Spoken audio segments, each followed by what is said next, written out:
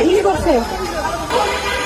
আমাদেরকে গুলি করার আগ পর্যন্ত কোনো কিছুটা আমাদের গায়ে লাগে না। যতক্ষণ না পর্যন্ত বুকে বা মাথায় গুলি চলবে ততক্ষণ পর্যন্ত আমরা কোনো স্ট্রাগল মনে করি না, এবং এক্সট্রা কোনো সিকিউরিটি লাগবে না। শুধু আমাদেরকে যদি কেউ গুলি করে মেরে ফেলে তাকে যেন ধরে বিচার করা হয়। একটি মর্মান্তিক চিত্র আমার চোখে পড়েছে ফেসবুকের পাতায়। এখন এটি বাংলাদেশের একটি সর্বোচ্চ প্রচার নিউজ।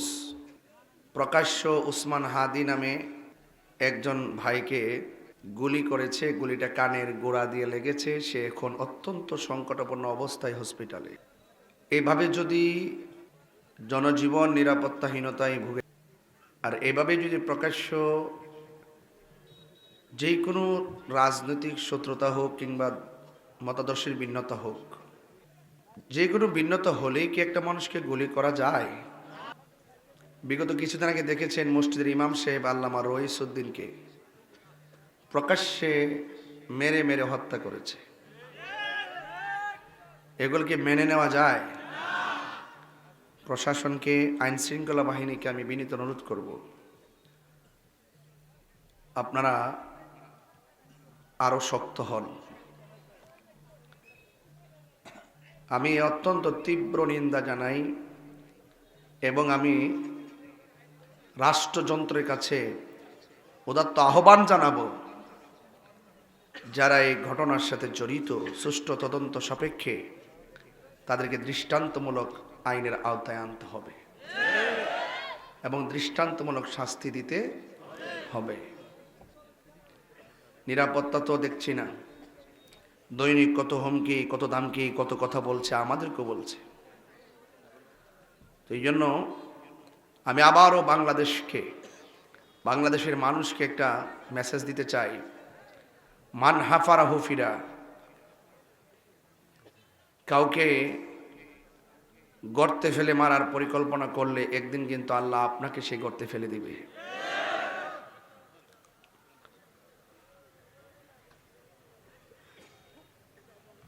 এই জন্য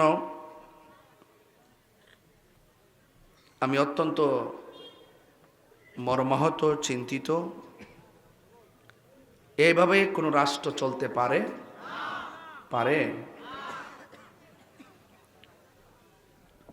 আমরা দেশে একটা অভ্যাস আছে, একটা খুন হলেই তদন্তের আগেই এর ট্যাগ দে, ওরে ট্যাগ দে, দেওয়ার পরে প্রকৃত খুনিরা এই সুযোগে খুন করে পার পেয়ে যায়, আর বিভিন্ন এরে দোষে হেরে দোষে নিজেরাই শেষ পর্যন্ত কি হয়?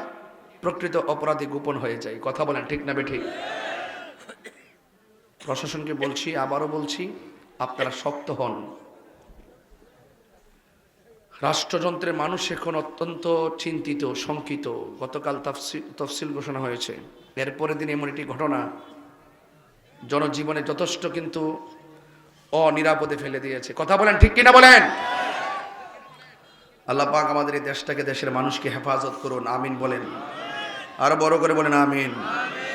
আমাকে বিষয় দেওয়া হয়েছেন কবরের আযাব নিয়ে কথা বলার জন্য। আমি আলোচনাগুলো সবসময় করে থাকি, আমাকে বললেও করি, না বললেও করি, হেদায়েতের মানুষই করে থাকি। আমার ভাই অ্যাডভোকেট মাওলানা আবুল হোসেন সাহেব, তিনি ইমানি চেতনায় অনেক কথা বলেছেন, কথাগুলো খুবই গুরুত্বপূর্ণ।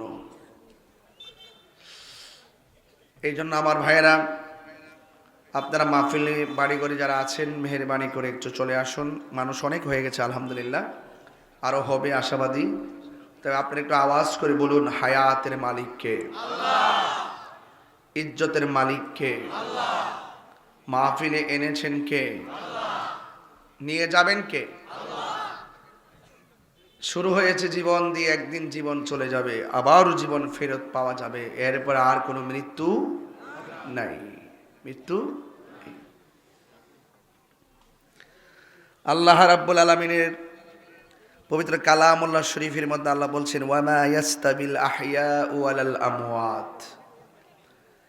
যারা মৃত, যারা জিন্দা, তারা কখনো এক হতে পারে না। ইন্নাল্লাহা ইউসমিউ মাইয়াশা।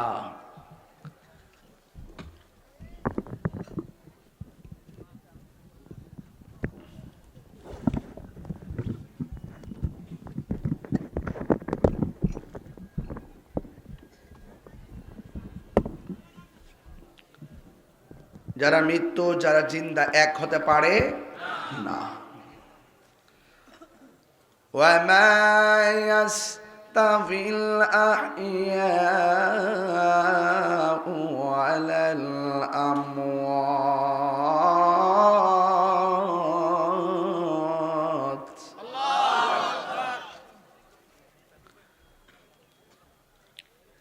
إن الله يسمع من يشاء